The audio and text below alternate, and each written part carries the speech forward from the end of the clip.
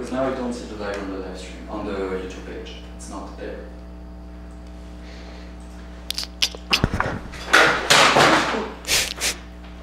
I'm telling you, this building is so cursed.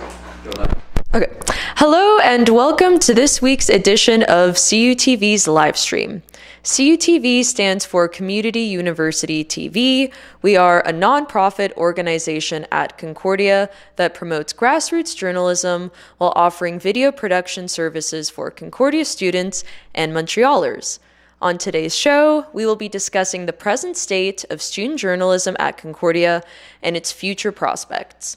We'll be hearing from the editor-in-chief of the Concordian and the managing editor of the Link, two foundational student-run publications at Concordia. My name is Sophia Hurst-Versosky, and I will be your host for today's live stream. I also work at CUTV as the station manager, and I've had my own experiences with student journalism in the past, both as a volunteer and as a present staff member at CUTV. Student journalism creates an opportunity for aspiring journalists to develop their skills through direct practice. By being part of on-campus papers, student journalists practice different skills like writing, reporting, interviewing, etc., while also learning more about what it's like to work in a newsroom, the responsibilities they would have, how to manage time and deadlines, and many other important skills. In short, student journalism offers a useful glimpse into the work of a professional journalist at larger, established organizations. The Link and the Concordian are the two largest and most widely circulated publications at Concordia University. Both publications have been at the core of student journalism in the university since they were founded in the 1970s. Today, we're here with Autumn Darey, the new managing editor at the Link, and Dalia Nardolillo, the editor-in-chief at the Concordian. So thank you both for joining me here today. We'll get started and maybe just begin with the two of you introducing yourselves and telling us a bit more about the work that you do. So I'll pass it to you, Autumn. Well, thank you so much for having me. First of all, congratulations, Dalia, because I believe you were hired just this past week as the EIC, so you're newly in your role. I guess I'll talk a little bit about myself. I'm going into my 5th year of university. I'm a double major with a minor, and I've been at the Link since 2019, so I remember the days before COVID, which also means I started at the Link back when it was still a magazine. So I've had quite a bit of experience with the publication in various forms, and it's been really rewarding to be involved with the Link for this many years. Awesome. Yeah, thanks for giving us that background. And yeah, it's fascinating to see that you've been involved with it for quite a while, because I know we're going to touch on this a bit, but there's a lot of turnover within student publications. And so it's always impressive to see someone, stick around for like a longer period of time. I'll pass it to you, Dalia. Yes. So I am majoring in journalism and I'm doing a minor in art history. In terms of my involvement with the Concordian, it's going to be my 2nd year on staff, but I've been contributing since 2020, and I am entering my 4th year. And I'm excited to see how the newspaper evolves this year as the new editor-in-chief, and see, how we could evolve. Awesome, thank you. And yeah, congratulations once again for starting your position. So for the viewers who may not be aware of what the Link is or what the Concordian is, how would you both describe your publications and the content that they produce? I'll start with you, Autumn, again. Thank you. So for those who aren't familiar, the Link itself was founded in 1980, but we've been around for close to a century in various different forms, because we are actually comprised of 2 newspapers that were combined into one when Concordia University was founded.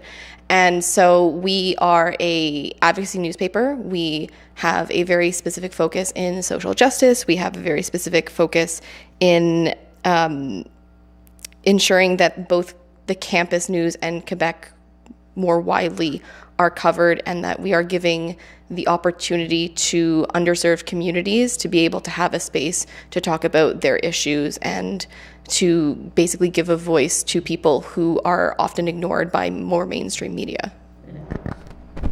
Awesome. Thanks. Yeah, I didn't realize that there was actually a much longer history to the Link because, yeah, my understanding was that it formed in 1980, but I didn't realize it was much longer than that. And yeah, I think there's definitely a bit of overlap with the Link and with CUTV in terms of focusing on maybe like underrepresented or underreported issues, because at CUTV, that's a big mandate that we have is grassroots journalism and, yeah, underreported stories that mainstream media is, you know, neglecting. Thanks for that. I'll pass it to you, Dalia. Yes. So I think in terms of the Concordian, what we really specialize in is not only, you know, campus stories, but also, you know, stories that you might find in Montreal. Even with my past position as community editor, I kind of did you know, bar reviews, restaurant reviews. I kind of wanted to diversify it a little bit to make it, you know, fun for the readers and, you know, fun for, you know, people on campus to see the different types of visuals and such. And I think where we differ a little bit from the Link is exactly in what I said, you know, that we try to do stories, you know, focusing a bit on Montreal. And I think it's really fun. Mm-hmm.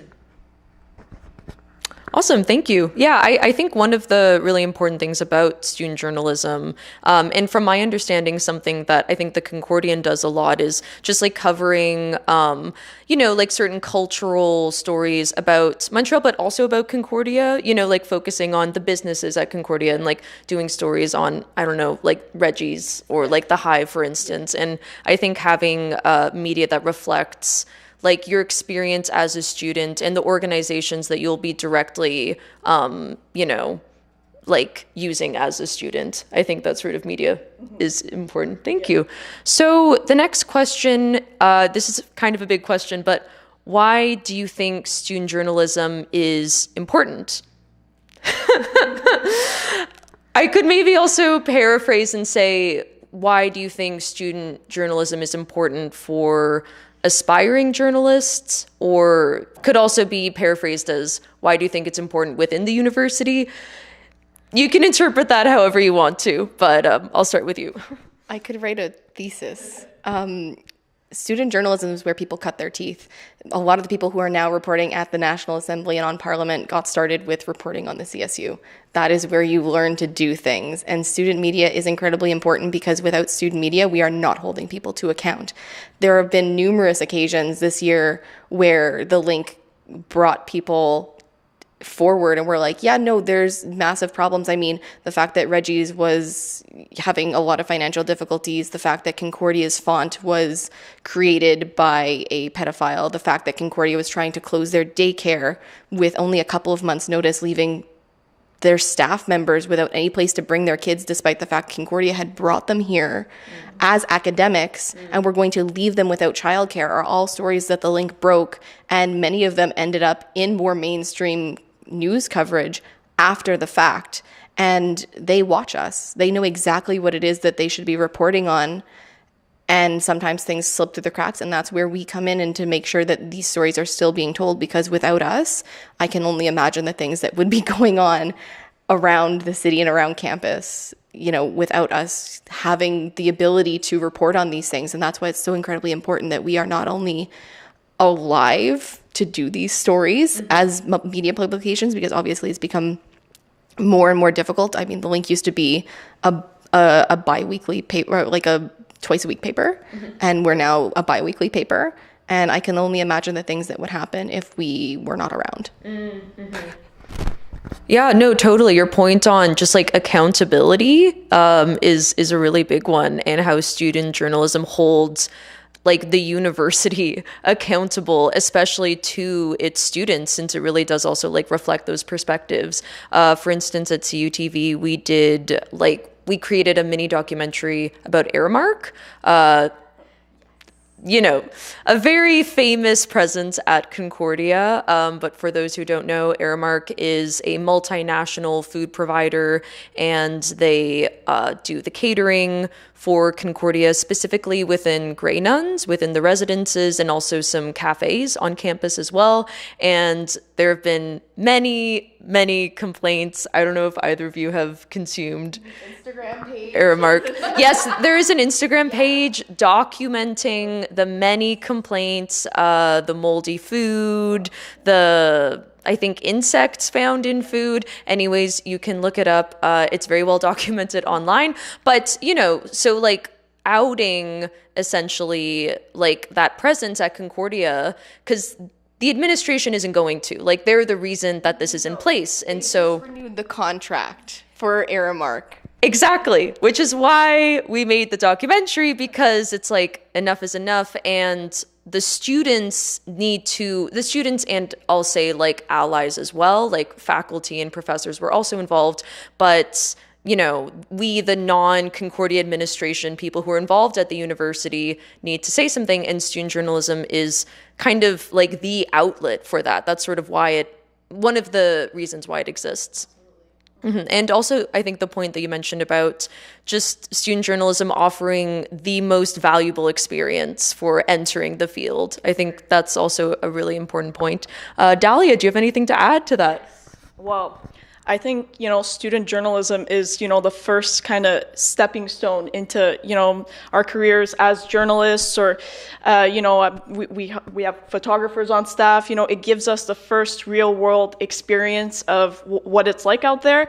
And I think it's also important to learn what it's like to work on an actual news team, and you form those bonds, and you kind of, have those experiences that stick with you, and it kind of marks you in terms of what kind of journalism you want to gear yourself towards, what you like, what you don't like. And I think that's the most important thing of getting your first experience, whether it be on the Link or the Concordian. Mm-hmm. Yeah, for sure. Definitely like the people that you meet and the connections that you make, and also the networking opportunities.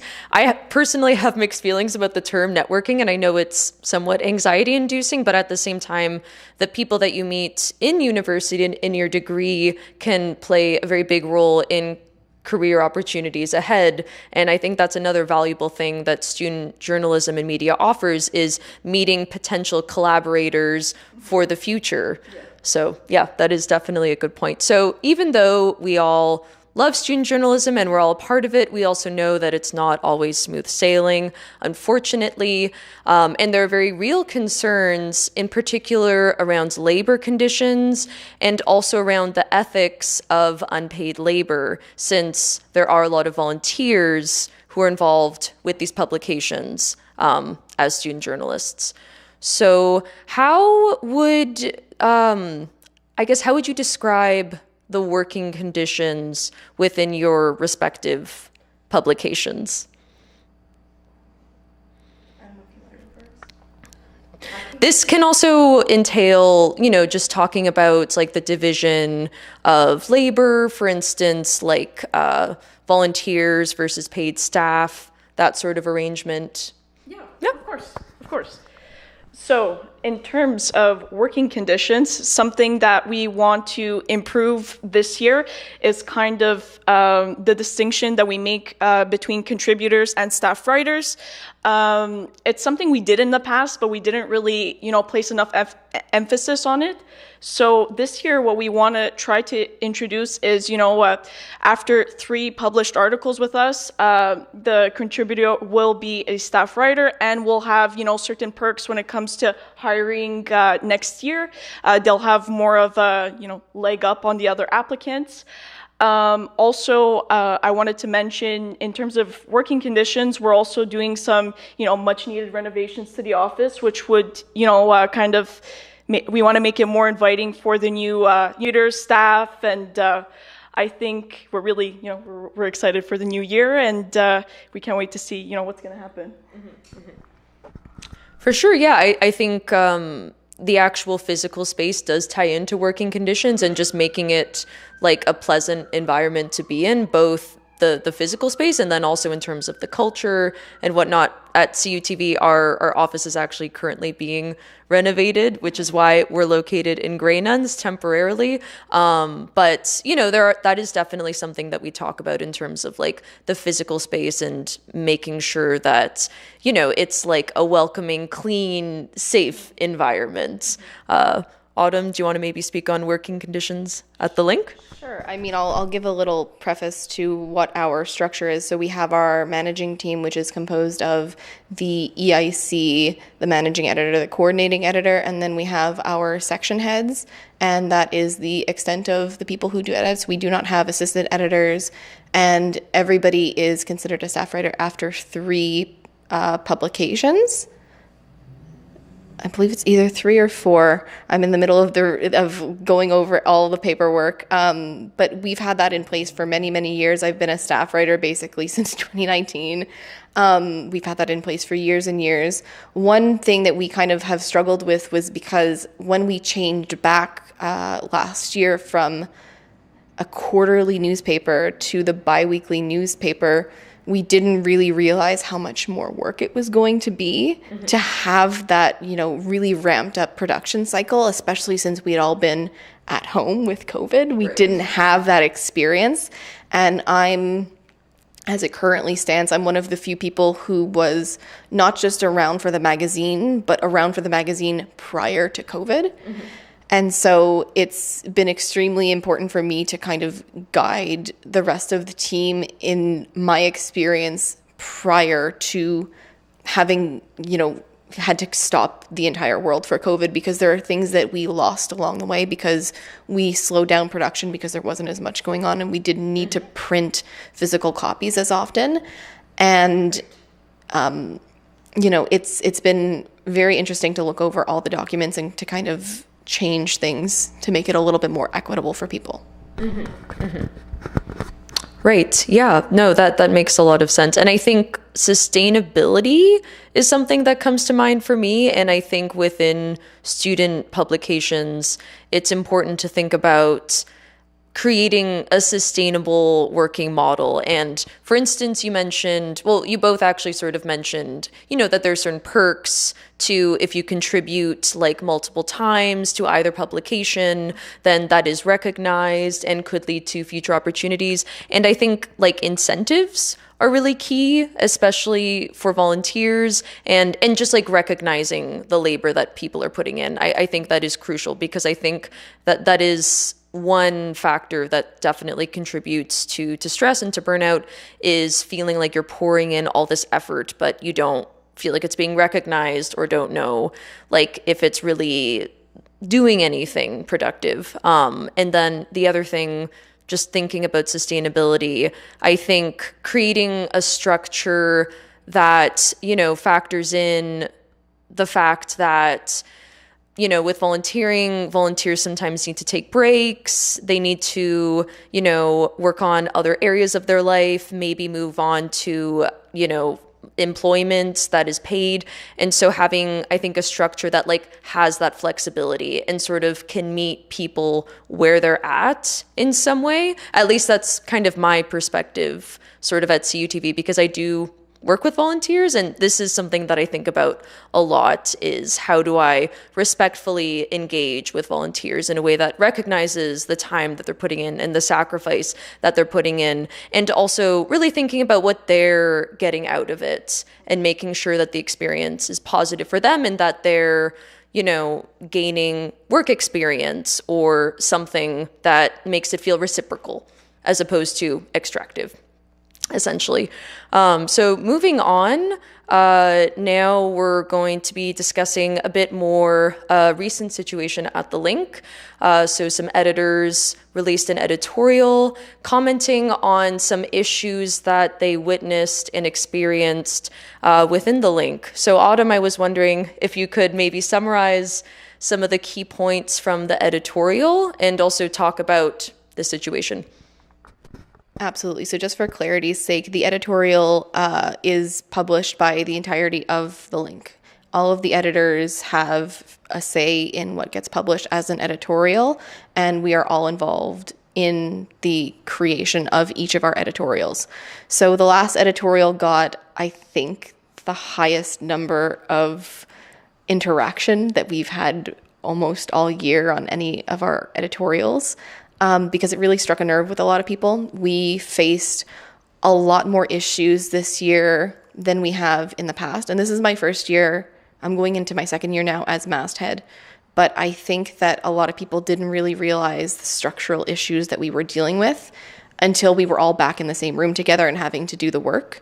And so that essentially led to a lot of people burning out. It led to a lot of people feeling like they were, how do I put this? That they were sacrificing a lot to be able to continue what we signed up for, because everybody fully believes in what it is that we're doing in terms of journalism and in terms of, you know, giving people the opportunity to write and to have, you know, access to publications, because not every university has that opportunity. Mm-hmm. But it was just so exhausting to the point where people were unable to justify essentially their continued involvement without the proper pay structure. Mm-hmm. Because the amount of hours that we were putting in was far more than most people realized.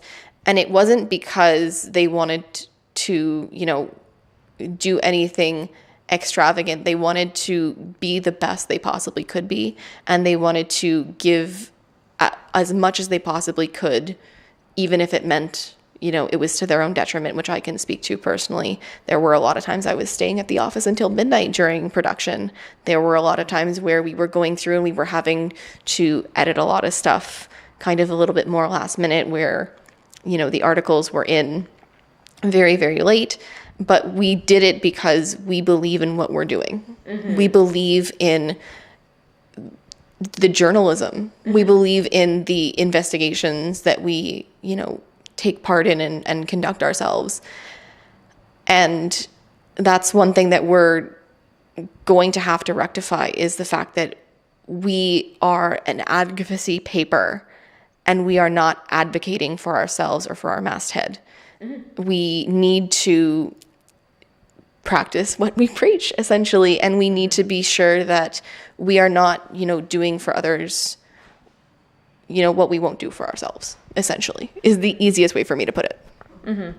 Yeah, and I think that's actually kind of like a good note to emphasize. I think especially for any aspiring journalists who are watching this, you do need to advocate for yourself and for your own like working conditions. And I'm glad that the conversation kind of turned towards, you know, we need to take care of ourselves, essentially, because unfortunately, within a lot of journalism, that really isn't emphasized enough. Within a lot of jobs, we are unfortunately living within a capitalist society where, you know, a lot of people are very burnt out, and there are so many reasons why we have this economic structure. And anyways, that's a whole other live stream.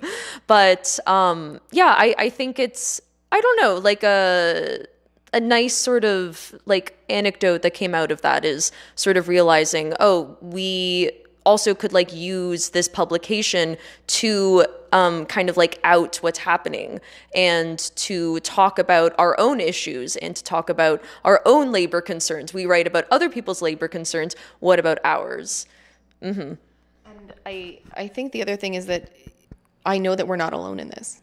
That's we've received so much support for the editorial from so many different people, not just in Montreal and people who were Linkies, people who were, you know, Concordia students, but other student publications from all across the country looked at this and said, you know what, you're absolutely right. There are issues that we are constantly advocating for, and we need to advocate for it within our own organizations, because the number of times I've had conversations with professors and all kinds of different people about, you know, how do you ensure not only that you're not burning out, but you're not going to end up with something like PTSD. Mm-hmm. The number of journalists who end up reporting on court cases where everything is so unimaginably graphic, and they need, therapy afterwards, or they need to take a sabbatical from work because it weighed on them too heavily.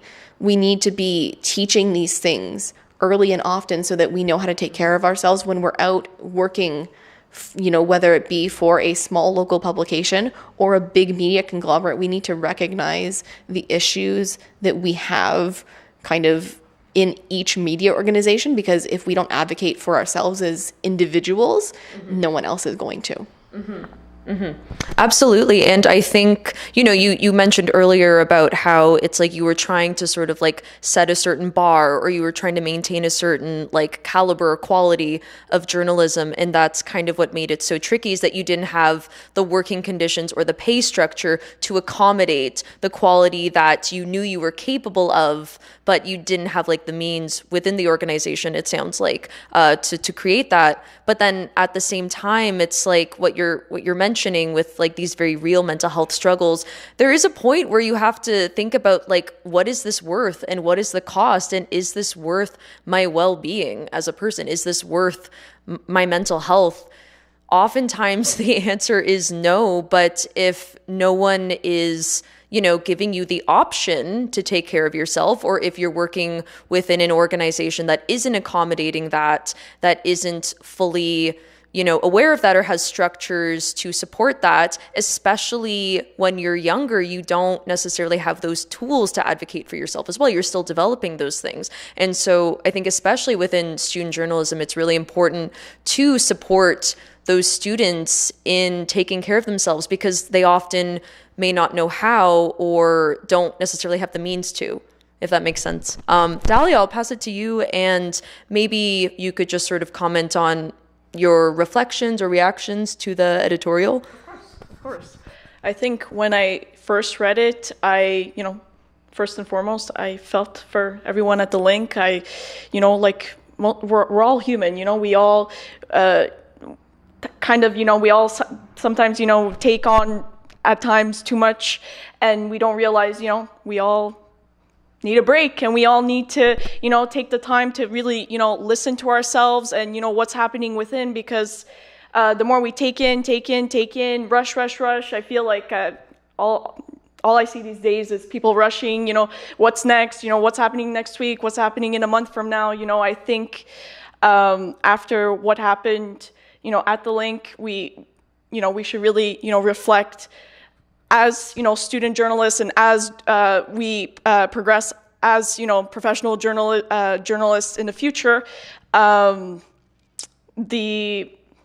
important it is to really take the time to, reflect and, say when it's enough, when, it's enough, So I really felt for everyone. Yeah, and I think it's great to see the solidarity, between organizations. Autumn, as you mentioned, a lot of other like former people who'd worked for the Link and other publications reached out in support, and it's great to see, the Concordian also being supportive of what happened at the Link, and ultimately we are all in this together, and we do, maybe not all the time, but oftentimes want the same things, or at least it's more beneficial for everyone to have better working conditions. It benefits the Concordian if these issues are addressed at the Link, for instance. So yeah, I think that's a great point. I was wondering maybe if you could both comment on the ways in which, certain factors such as race, class, gender, sexual orientation, how those things maybe also intersect with working conditions and exploitation within student media. I guess the first thing would be that as it currently stands, the way that things are in terms of monetary compensation, you need to essentially have some kind of financial backing yourself, whether that's through your parents or whether it's through some kind of job or other monetary, pillows to fall back on. And that disproportionately impacts people who are people of color, people who are not in contact with their family, people who are of a lower, quote unquote, socioeconomic class. And that in turn prevents a lot of people from being involved in any kind of student media to begin with, and it prevents people from seeking out education in journalism or to be journalists to begin with, because there is a barrier to entry in large part, since most people won't hire people without a journalism degree in a journalism job. And so this creates this ripple effect where you're getting the same types of people on a continuous basis. And so one thing that I really hope that we're able to do, and that I'm striving towards, is that we'll be able to get some kind of proper financial compensation and allow people to not have to worry about paying their rent or purchasing food in their term, in their mandate as a member of Masthead, because it doesn't make any sense for us to be an advocacy publication when we're not able to provide that to the people who are working for us. Mm-hmm. Mm-hmm. Yeah, definitely. Dalia, I'll pass it to you. Yeah, I mean, I definitely agree on what Autumn said. I think when you definitely have that kind of pillow of, your parents supporting you, I think that definitely helps. And I definitely think there should be a bit more of a compensation for, staff on either the Link or the Concordian. Sorry about that. And I think, to alleviate burnouts and such, I think there should be a better pay model on the whole, Mm-hmm. For sure, definitely. So I guess, yeah, speaking of pay structures and, models for payment, so why does the problem of compensation exist? Again, kind of a big question, but some people might sort of be wondering, okay, so, maybe how do things work in terms of like the business model? Like, why are the business models of these publications set up in such a way where there is such limited resources? Capitalism. I think this does end up being larger than student journalism, because you'll see that there are a lot of the same issues with mainstream and even alternative journalism publications. In the last couple of weeks, Vice has filed for bankruptcy. We used to have Huffington Post Quebec and Huffington Post Canada. Neither of them is in publication anymore because they've been retracted so that the Huffington Post in the United States and UK, I believe, can continue to publish instead. There have been, over the course of the last few years, I've watched hundreds, if not thousands, of journalists lose their jobs to some degree, some of them multiple times, unfortunately. And so this is a larger conversation than just student publications and the business models that we use, because we all more or less use the same one based on what I've seen. The Concordian, the Link, CJLO, and CUTV are all fee-levy groups, and so we all receive money from the students paid through their tuition. And I think that as a career, as an institution, we need to, or not necessarily as an institution, but as a body, we need to figure out how it is we're able to bring in some kind of income, because unfortunately people still need money to live and, buy food and pay the tuition to the university where the publication they publish at is, listed. But I think we need to do a lot more looking at what it is that we need in order to publish, because there are quite a few publications. I can't remember if it's Le Devoir or another publication that has gone completely online, and so they're no longer printing a physical copy in order to save money. And I guess they would also argue the environment, but I highly doubt that was top of mind when they were making that decision, because ultimately when they're trying to decide if they're going to continue publishing or save the environment, I think continue publishing would probably be their number one, which that's their mandate, so I can't necessarily blame them. But I think that the compensation is going to become more of an issue as we go into a recession. And this is going to be a conversation that we have to have again, because we have, not personally, but as publications, we have been through numerous recessions. We have been through all kinds of financial difficulties over the course of our existence, over 40 years. And it's just something that we're going to need to continue to work on and do it equitably wherever possible. Mm-hmm. Yeah, I think you're definitely right in that this is a problem just within journalism in general, and a lot of publications are going out of business, especially right now, recently, like you mentioned, Vice, I know BuzzFeed News as well went under. I think also with, the rise of AI, that is also a concern. So there are definitely a lot of threats currently within media and news right now. So yeah, I think you're right in that there's specific problems within student media, but then also within the bigger media industry too. Those trends do impact student media. I was curious because you mentioned the Link being a fee levy, and that is correct, that all of us represent fee levy organizations. And was there any discussion around a fee levy increase? Or is that like a possible sort of avenue for... I know that we had done a fee levy run either last volume or the one before that. I know that we're currently sitting at 19 cents a credit, but we have just finished our trainings for our new masthead, so we haven't had that conversation as of yet. But I would be more than happy to continue conversations with CUTV if anything comes up, because I know that obviously that impacts everybody, and everybody would be very interested to see how that goes. Definitely. For those also who maybe don't know exactly how the fee levy system works, so the Concordian, the Link, and CUTV are all funded essentially through undergraduate tuition fees, and possibly also graduate tuition fees. I know CUTV isn't. We're not currently. Okay. We're not currently. Okay, yeah, so undergraduate tuition fees. So essentially when an undergraduate student pays their tuition, so for the Link, it would be 19 cents per credit, essentially goes towards them. And that's also in large part because we are representing students, and so the media that we create benefits students, also offers opportunities in terms of getting experience, in terms of volunteering, and in terms of paid labor as well. And so that's kind of the fee levy system essentially exists to create a vibrant ecosystem of organizations, nonprofits on campus that exist for the benefit of students. I unfortunately need to plug in the iPad for the teleprompter, so I'll pass it to you.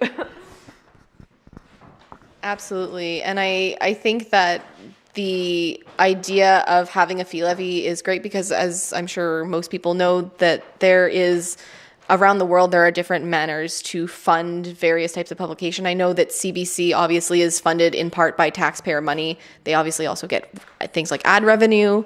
The same thing happens in the UK, where you have to pay a licensing fee for television. And so this is not something that's new or groundbreaking. It's just the way that is run through, Concordia University. I believe other universities do something similar. But I do wonder if Dalia can speak to this, because I know that the Concordian also has the donation button through their emails and on their website. And that's also, potentially something that could be used in the future, but we don't currently use. We only use the fee levy payments, essentially. I could basically comment that,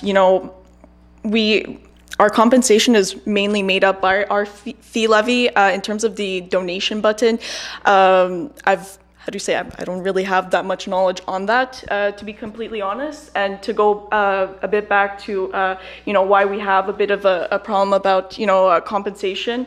Up until, I took my role as editor-in-chief, I really didn't have the knowledge of, what goes into, our budget for the year. And what I've realized is a lot of, the things like printing the newspaper, the different stuff we have around the office, that makes up a lot of the budget. And I didn't really have that, in mind. And this year, what we want to bring in is we really want to raise the salaries of our editors at the Concordian, and we're trying to really fight for that. So hopefully we can make that happen. Mm-hmm, mm-hmm. Yeah, definitely. I can also speak for CUTV in that, a big part of the issue is there's just not enough money. There's just not a lot to work with. And so the amount that we're working with I think this is also really common in nonprofits too, like not just media, but the nonprofit world. This is kind of a famous thing where sometimes like you're making the decision between, I mean, okay, for instance, with CUTV, we have a pretty big equipment budget, for instance, because we need cameras, we need lights, we need microphones, and we can't make any TV without those things. So sometimes it's like making a decision between our equipment budget and giving someone a raise or like paying someone. And it's so unfortunate that it has to even come down to that decision. Like it really is. But then at the same time, it's like, well, do we buy the equipment that we need to make content, or do we pay this person? And like, I think just even working within an organization where that is the case and where you have to make those decisions, it's extremely difficult. And this is something that I think about just like a lot with nonprofits in general. And also the fact that a lot of nonprofits are just designed in such a way where there has to be unpaid labor. Like they just won't survive without it. And I think also another thing that I've sort of thought about, because I think with volunteering, like it can be sometimes a very positive experience for people. I think, you know, if they feel like they're being supported and recognized, and also if they feel like it's a sustainable, reasonable workload. And I think the issue comes in when organizations essentially use unpaid labor to compensate for what should be paid labor. And so I think that like division is really clear, where if someone's a volunteer, I think it's important not to essentially ask too much of them, and to be flexible and to be understanding and to continuously recognize the sacrifice that they're making. And you also mentioned earlier, Autumn, that it is also kind of a privilege to even be able to sacrifice your time in that way, because not everyone can, and a lot of people need to survive and need to instead go after paid opportunities to look after themselves. So I think, you know, kind of like drawing that line between, okay, if this is a volunteer position, then we need to be more flexible, or if we're putting actually a lot of demands on this person and it's starting to actually look like an unpaid internship or potentially something that is, you know, really putting demands on them and their time, then I think the question of compensation absolutely needs to come into play. Yeah, so those are just sort of my general reflections from that. So I guess next question is maybe what are some of the negative impacts of not compensating people for their contributions to these publications, either to the individuals. I think we actually kind of already covered this. I mean, there's very obvious negative implications in terms of their well-being, in terms of also their financial well-being as well as emotionally. But I was also, I guess, thinking about like the culture of the publications themselves, and what are the negative impacts of volunteers not being compensated or not feeling like their labor is being recognized within the general sort of culture. Maybe Autumn. I mean, obviously, if you're not being paid, there's a lower likelihood of you returning, because you're quite literally not able to afford the time that it would take to research and write an article. It's, you know, one thing for me to crank out a 500 or 600 word opinions piece, because realistically 9 times out of 10 in my experience, the opinions pieces that I've written have been something that I'm really passionate about and know where to find the sources for. But if I'm going to be doing, you know, a 15 or 2,000 word investigation feature piece, it's going to take me weeks and weeks of research and writing and edits. And in that amount of time, I could have earned money that would have paid for, you know, a week's worth of food, if not more. And I could have been doing, you know, classwork, class assignments. I could have been updating my CV. There are so many things that I could have been doing. And again, this disproportionately impacts people of color, people from lower socioeconomic classes, and people who have families to feed. We often forget that not every single university student is an 18 or 20-year-old. Some people are in their late 20s, their early 30s. A larger portion than you might think have kids and spouses, and some might even be taking care of elderly family members or younger siblings. And if they're not able to earn an income in the work that they're doing, it means that they're not going to be able to continue doing that work. And realistically, it sets the precedent that they are not going to be paid for the work that they do in the future, and it might stop them from continuing their work altogether. Yeah, absolutely. Great points. I'll pass it to you, Dalia. So I definitely have similar thoughts like Autumn. I feel when, volunteers or contributors are not paid, it definitely takes away from other aspects of their life where they could be contributing their time, spending time with family, working, at a part-time, full-time job, whatever. And I definitely think, I think about that a lot too, of, what could happen if we paid our contributors, but again we are limited in our budget, in our fee, with our fee levy, so it's a very touchy, iffy situation. Definitely. I guess sort of moving on a bit more to talking about staffing and also turnover within the organizations. I mean, so we kind of touched on how not compensating people adequately can also create an environment within these publications where people essentially are going to leave and where there's also going to be a lot of turnover, and it really impacts the long-term health of these publications and the viability of these publications. So I was curious just as to how many contributors you have at your respective publications. That might be hard to answer.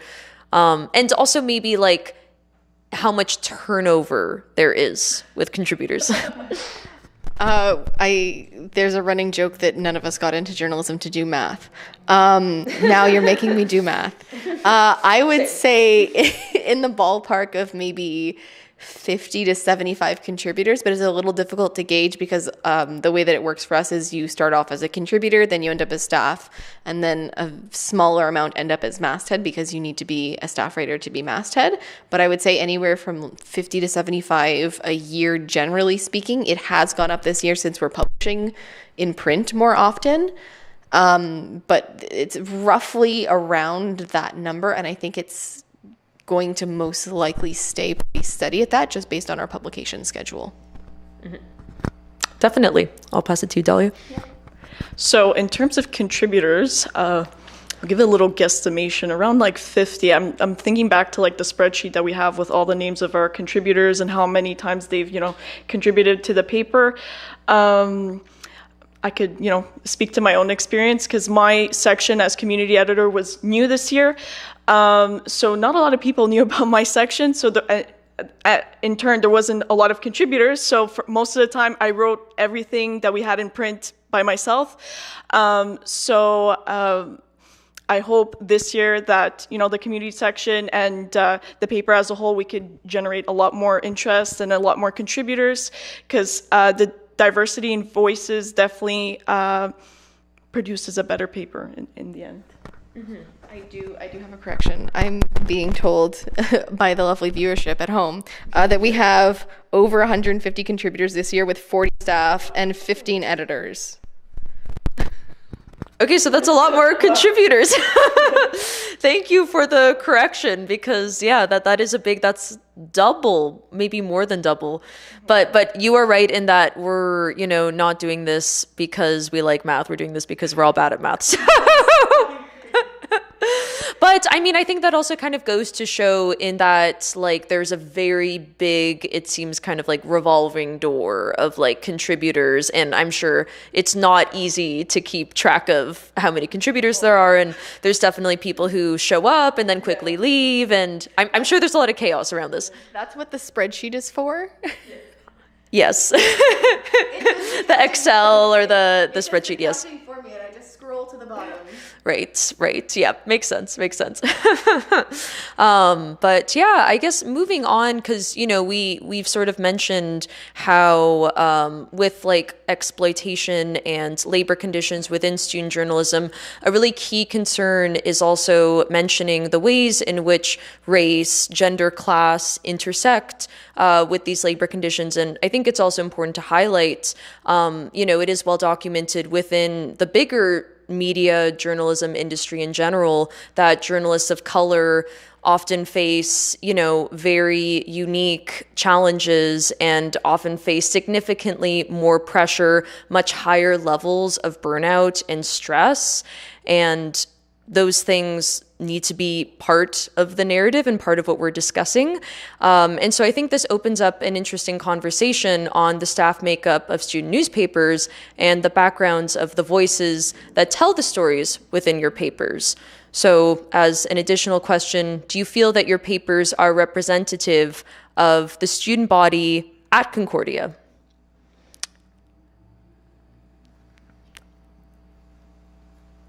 I'll pass it to you.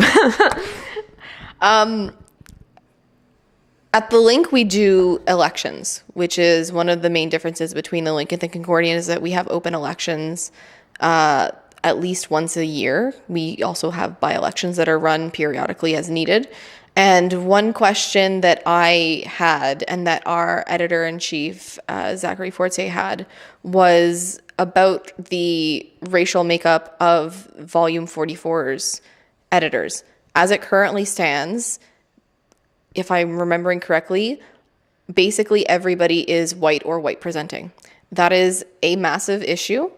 It is something that I am working very hard to rectify, but it also speaks to the fact that the majority of people who are interested or feel represented by media are people who are not people of color. I think it's really easy for people in Montreal to not think about this because the number one news channel in Montreal is CTV, and both head anchors are people of color. Mitsumi Takahashi and Maya Johnson are both people of color, and Mitsumi Takahashi's been at CTV my entire life. I don't remember a time where she wasn't on the evening newscast. But if you broaden the scope, the majority of people in media across the world and across the country are white or white presenting. And it's something that we need to rectify as an industry, but it's something we also need to work on as student publications, because we are not accurately representing the university. We are not accurately representing the city. We are not accurately representing the province in only having white people on our mastheads, on our staff, on our writing teams, on our social media teams, video, photo. And it's something that we need to have more conversations about, and it's something we need to do as much as we possibly can to rectify, because it doesn't make sense at all. Yeah, and it also limits the scope of the coverage and, kind of as you mentioned, doesn't accurately represent, what's really happening. And I think it's important to mention that historically speaking, from my understanding, newsrooms have been very famously not inclusive places, and there is very well documented racism, discrimination in a lot of newsrooms, and this is a continuing issue that we're experiencing. Dalia, could you comment on, I guess, the Concordian perspective? Of course. I was trying to think about it a little bit. I know the Link does elections. In terms of how we hire staff, we go through all the applications. We have a specific email for it. But I think it's something that we're trying to work on, is to, be more inclusive, try to hire as many staff, no matter what race, gender background you come from. We want to be as inclusive as we can. And, we haven't sent out emails to, interview our new staff, but we want to, have as much diversity as we can. Mm-hmm. Yeah. And I think also adequate compensation, it seems like we can all agree, is a crucial factor in having a meaningful conversation about diversity. And you mentioned earlier, Autumn, again, the privileges that one kind of needs to have in order to become involved with student journalism in the first place. And so in order to address those privileges and to dismantle them, we need to bring about a better system for compensating people. And I think that is, to me, one of the most viable paths towards meaningful representation within student publications. So the next question is regarding EDI, so equity, diversity, and inclusion training within your publications. We were curious about if this is a type of training that's offered, or if you have any plans regarding this type of training within your publications.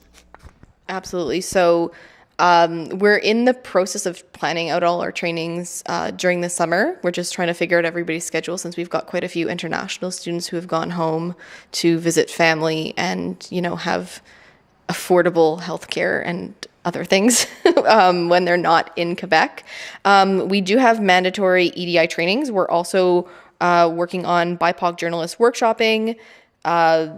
We're also, I believe, working on having a sexual harassment workshop and training. I know that when I was with ASFA, we had one, so we're working on something that we're able to do for not just to recognize what's going on, but to be able to basically be, how do I put this? To be able to interview people in a way that is not going to re-traumatize them, because that is massively important when you're doing the kind of work that we often end up doing as an advocacy paper. And there's just a lot of trainings that we want to make sure are done with people. It's just a matter of being able to have the time in order to do so. And we also have funds specifically set aside so that we're able to do these trainings. So we're able to not just rely on free labor, but we're able to pay people for the work that they're doing in training us. Definitely. So, like the Link, we're still in the process of setting up all our workshops, for the fall semester. Definitely, we have a lot of things in the works. We just have to, set up things with the board, and we definitely have those type of workshops coming up. Awesome. So we're reaching the end of tonight's live stream. So, now that we've covered a lot of ground with this topic, a lot of concerns have been raised. I guess moving forward, what sorts of changes would you like to see within your respective publications? And maybe what sorts of goals are you trying to work towards? I know you've kind of already mentioned this because you touched on how, Autumn, you're working towards making certain changes. But I guess, are there any sort of other final thoughts that you have about what you would like to see moving forward, and maybe a bigger picture sort of note that we could end on? I mean, ideally, the Link is going into volume 44. I would ideally, if I'm looking big picture, I would by the time we reach volume 50, to be able to say that we are paying people equitably, that we are giving people a fair wage for the amount of hours that they're working, that they're not going to have to take on multiple jobs the way I've had to in order to sustain themselves on top of working as an editor, and that they're able to continue telling the stories that are so crucial to the community that we serve, because that's ultimately what journalism is a public service. And not have to worry about, whether they're going to pay their rent on time or if they're going to go and get groceries for the week. Definitely. Dalia? I think I definitely agree on that point. I think as we move forward towards the future, I think the major thing that we need to work on is raising salaries, raising, the compensation for all the hours that we put in. I mean, there's so many nights that, when we have production, that the team is there until 4 a.m. And I don't think that's sustainable. I mean, going home at 4 a.m., it's not, it's hard. And I think people need to realize that, we need to be better compensated, but there's so many limitations to that. It's really tough, honestly. Definitely. Are there any final thoughts that you would like to share? Maybe also, if anyone is watching and wants to become involved with the Link or the Concordian, any, exciting updates or things to look forward to? I would be remiss to say if I didn't say to people that we still have positions open. So if anybody was interested in running, you can contact myself at managing@thelinknewspaper.ca. All of our contact information is available on our website. We're publishing throughout the summer, and our editors would be more than happy to have a conversation with anybody who wants to publish themselves, or if they have something that they think we would be interested in covering. Awesome. Thank you. Yeah, so unfortunately, the applications for the Concordian have closed, but our first issue is set to be on stands right on the first day of school. So if any of you have any sort of stories in mind, you could always contact me, editor at theconcordian.com, and I'll be more than happy to accept contributors and welcome any new students. Awesome. So that concludes tonight's live stream. Thank you so much, Autumn and Dalia, for coming in. That was a very vibrant and enriching conversation. And I think we covered some really important topics. And I'm hoping that this conversation can be one small step that can help create the future that we're talking about and that we're hoping to enact, one with better compensation and better working conditions. And there's obviously a lot that still needs to be done, but I'm hoping that by having these kinds of dialogue, it can help sort of, make this more of a real possibility within our organizations. And so thanks for tuning in, everyone. So we discussed working conditions for student journalists. Autumn Darey is the managing editor at The Link, and Dalia Nardolillo is the editor-in-chief at the Concordian. I would also like to give a very big thanks to some CUTV volunteers, Remy Caron and Lola Cardona, for their assistance as technical producers, as well as Joel Samadal for writing tonight's script. Thank you very much, Joel, for all the work you put in. I would also like to thank Clément Lechat for his assistance in research, script writing, and general direction of tonight's live stream. So thanks very much. Have a great evening, and see you next time. Bye.